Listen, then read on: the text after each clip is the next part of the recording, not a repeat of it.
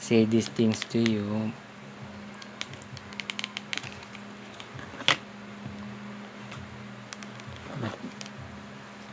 Kasi kailangan malaman yun.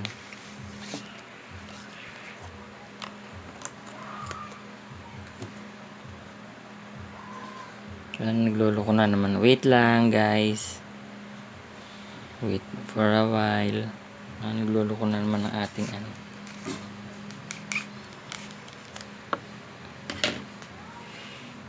So back to our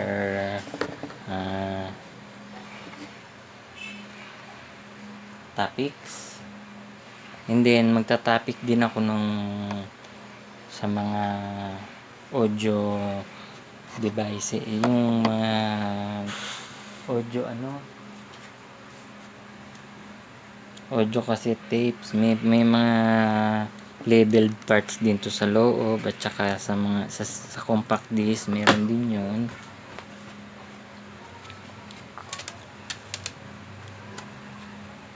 Yan, different formats, i-mention ko yon sa mga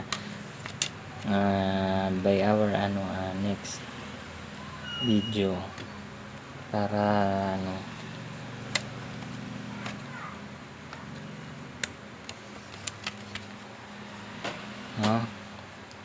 yung ibang DVD kasi hindi basta nagre-read ng kahit yung DVD siya, yung ibang DVD hindi siya nagre-read ng basta DVD. Kailangan correct yung format, naka-finalize correctly, saka yung burning yung software na gagamitin is compatibility issue, ika nga.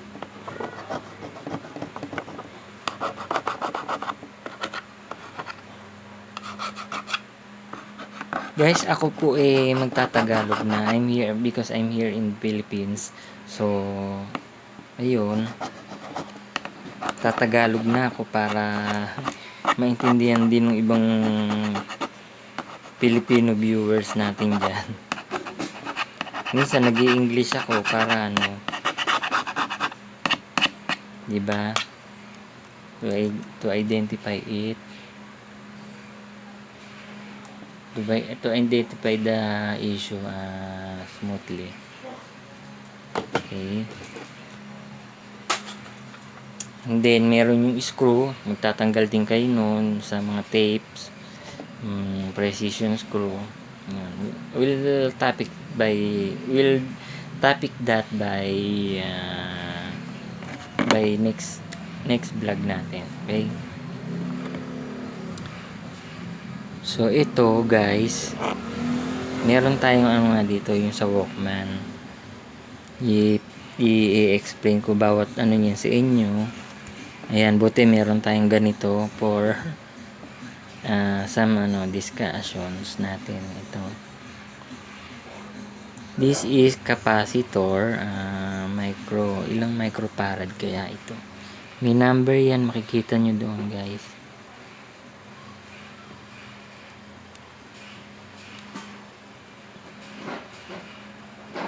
Is it 4.7 UF 25 volts? Meron bang ganun mabibili guys? And then the potentiometer here. Ito yata yung potentiometer nya.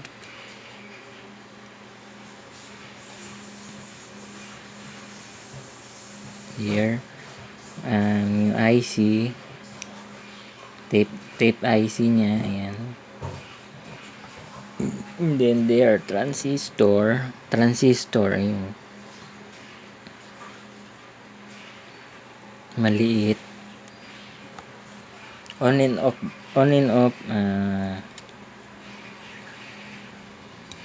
knob nya. What do you call that? Yung on and off function na niya.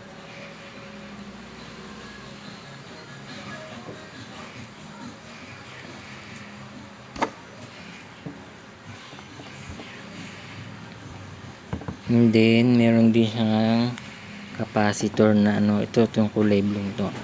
I think this is capacitor also. And then the resistor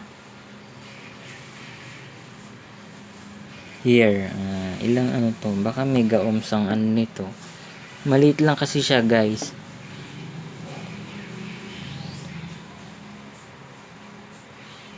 Here, maliit lang siya, hindi siya kita na takloban ng ating micro capacitor na black, kulay black. Meron kasi yung ibang capacitor silver, gold, parang ganun ang kulay, gold or gold na talaga.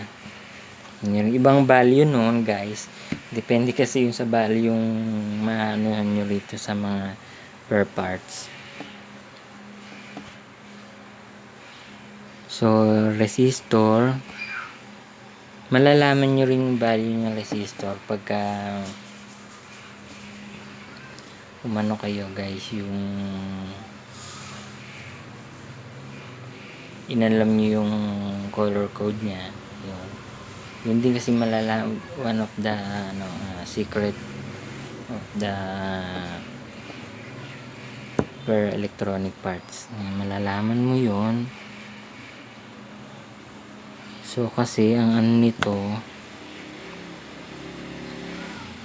green, blue, red, gold, 4 bands, green, blue, red, gold. So ang tolerance niya siguro is 5% din. Gold yung ano niya, tolerance niya. 4 bands, siguro 1/4 ang ano nito, watts.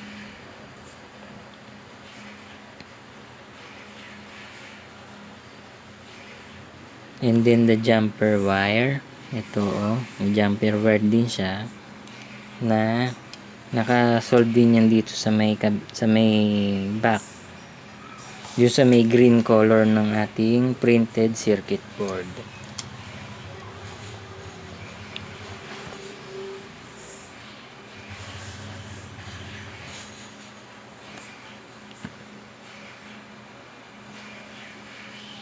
And then we have here another one resistor here. Their color code is red, orange, gold. Is it 1/4 watts and then fusible 1? I think it's fusible kasi parang metal ano to resistor to What is the value of this? Malalaman nyo yun pagka, I'm sorry for the outside noise of the motor, tricycle motor guys.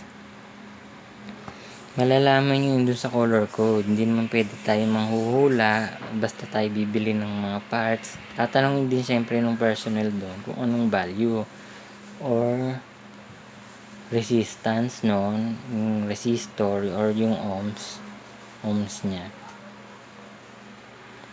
Kung ilang ohms, sasabihin nyo na lang doon. Kung di available, leave it that way na lang, leave it that state na lang para hindi baka di pa naman sira yung resistor, pinalta na, pwede pa naman pala magamit.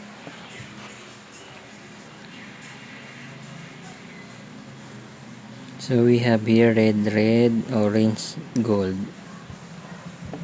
Is it pagka red, orange, parang hindi ko rin masabi kung ano basta maanoan na lang natin yung sa color code guys. And then the other one resistor, we have brown, black, red. This is for if I'm not mistaken, this is for the jumper want to switch. Okay, switch mode, may tawag din guys basta malalaman din natin. I'll do some quick research about this also para hindi naman tayo nanguhula, diba? Mahirap naman kung talagang hula lang tayo dyan. So flexible here for the panel board here. Correct naman yung mga hinang dyan guys Meron din palang resistor dito guys.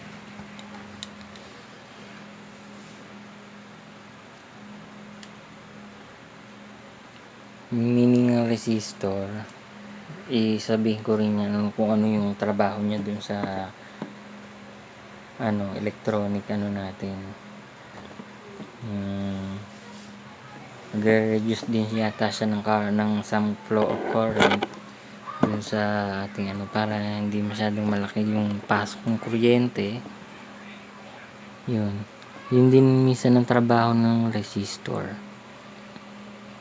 So this is metal film.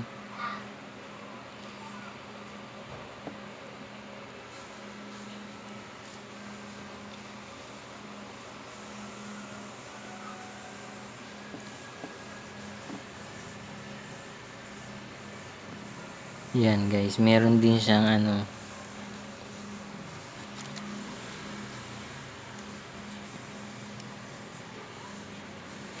mga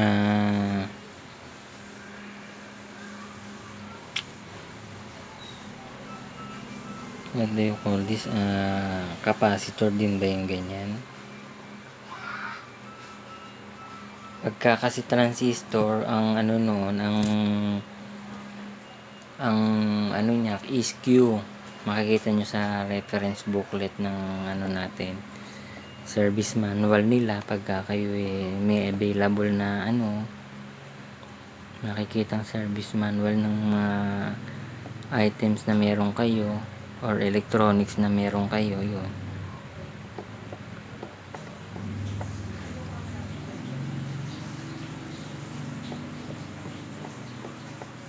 Dapat correct yung kamatch niya, yung mabibili nyo, yung replacement kamatch. Make sure para hindi magdamay-damay, kasi pag hindi yan kamatch, pwedeng possible na masira yung ibang dyan guys, ibang parts niyan.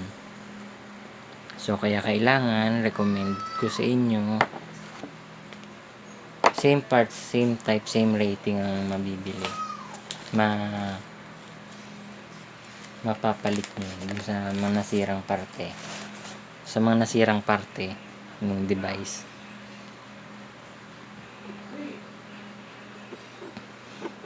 Defective na to, I think. Talaga naman.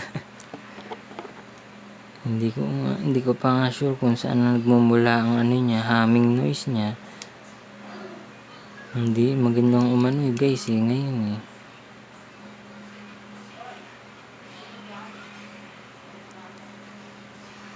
Meron din guys na fusible type na resistor. So non-replaceable yung mga ganun, lalo sa meron built-in transformer na products like ours. Meron kami dyan isa. Ayun, kasi fusible type siya. Parang hindi naman napapalitan yung ganun, sabi sa ibang articles na nakuha ko sa some other form of sources natin.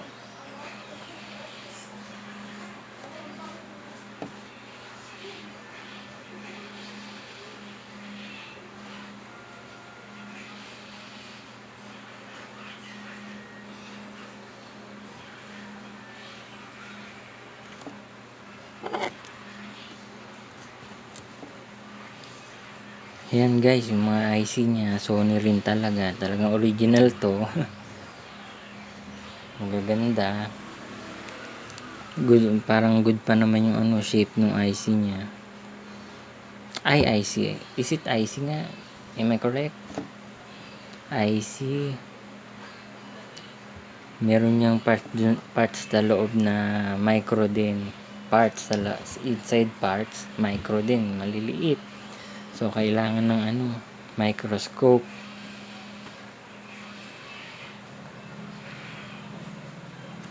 Tapos dito meron pa rin tayong ano dito guys, yung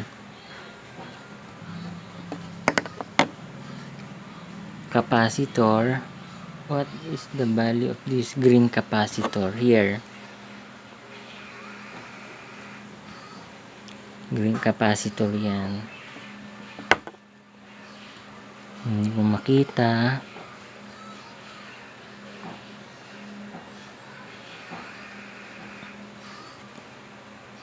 We'll try to ano yan soon pagka yung ano.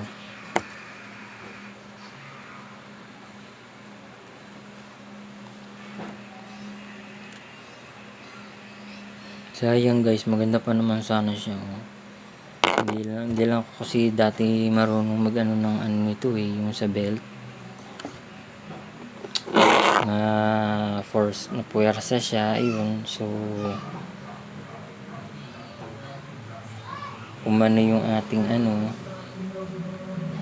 board din na deteriorate. So ayun, karon siya ng defect. Parang malabo ko na rin man ito. Ewan ko lang from other technician pagka ni-refer ko tong product na to sa kanila, yung for repair. Tanggapin pa kaya yun or hindi na? What do you think? So ano pa ba pwede nating itapik? May jumper wire din to. Ayan, maliit lang kung nakikita nyo.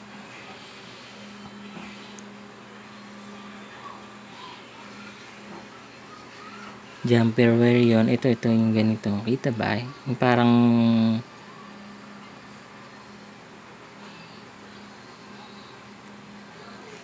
ito guys, jumper wire yung mga yan sa board. Jumper wire yan. Or rather, is it JW? Am I correct? Correction please. JW. Meron kasing jumper resistor tayo na tinatawag. Meron ding jumper na resistor.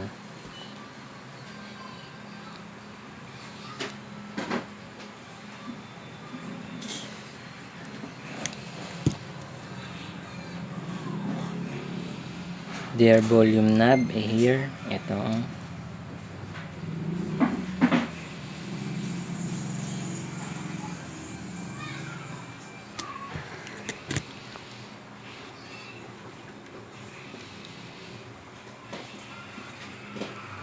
Yan. From 1 to 10, you can adjust it. Their volume. This is from 1 to 10. Yeah, is 1 to 10. Volume.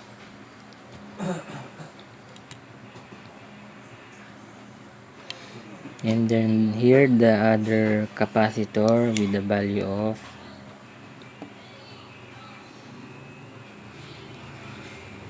green capacitor to guys hindi ko mabasa ang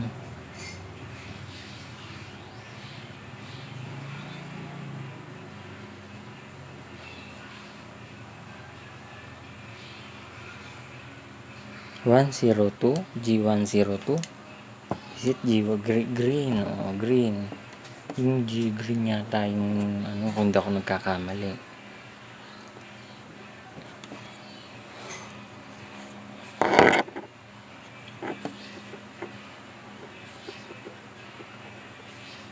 So the other black here capacitor, may value to guys. The other one is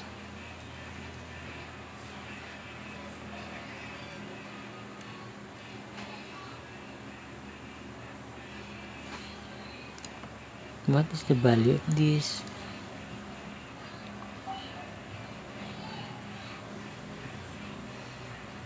Or rather their volt 6.3. I will check it in detail because it's a very small one here, the capacitor.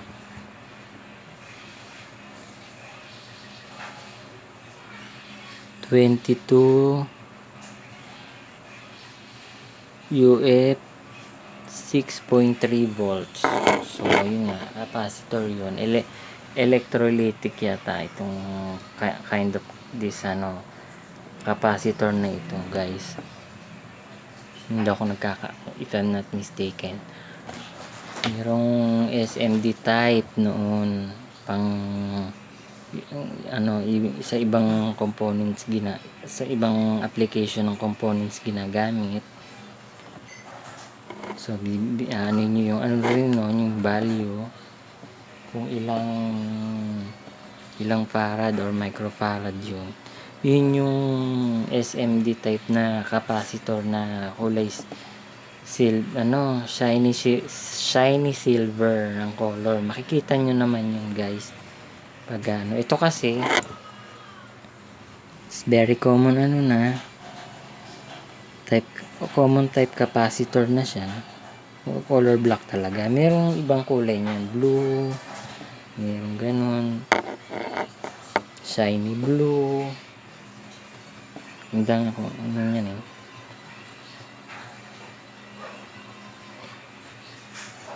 And then here small also micro filtered capacitor.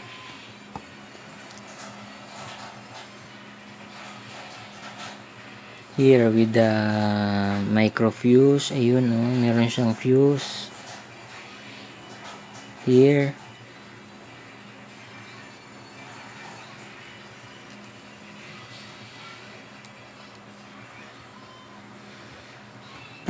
So this is filtered capacitor, small, the value is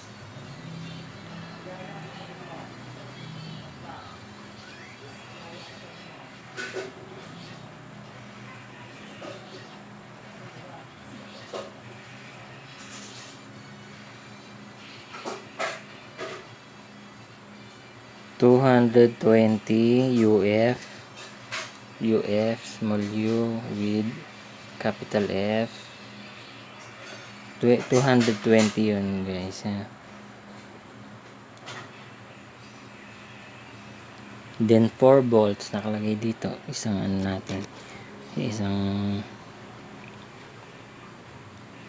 filtered resistor. Yan.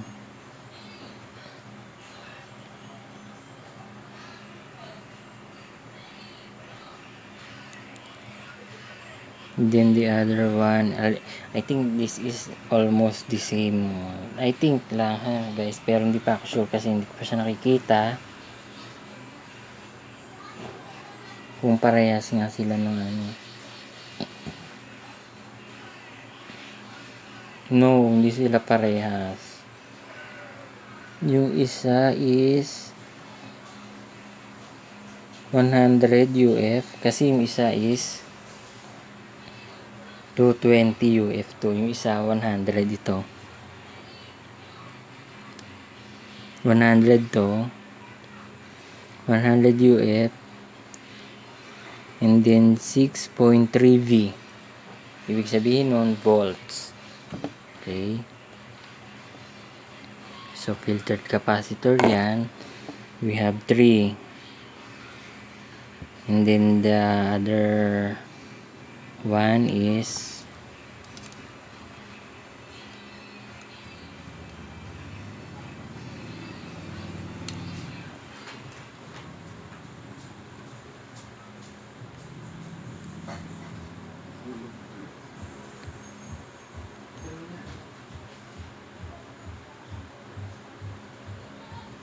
also 220 to 220 UF with 4 volts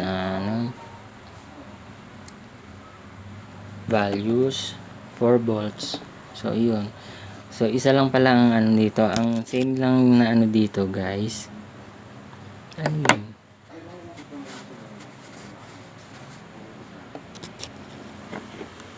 Ang almost same lang na ano dito is ito. Here, and then here. Almost the same, and then ito, other one is non the same. This is 100 UF with 6.3 volts. Then the two here is say almost same. 220 UF, and then with the 4 volts value. Malalaman nyo yun guys, yung value ng resistor natin dun sa kanyang color code pagka kayo ay and then yung usually kasi ang nabibili lang dito puro 4 bands. Wala nung maliliit na resistor type.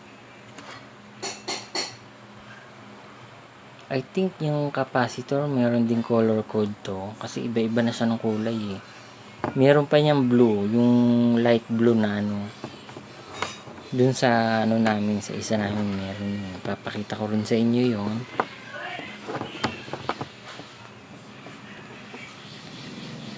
Then I will explain it their function. Some function that I know.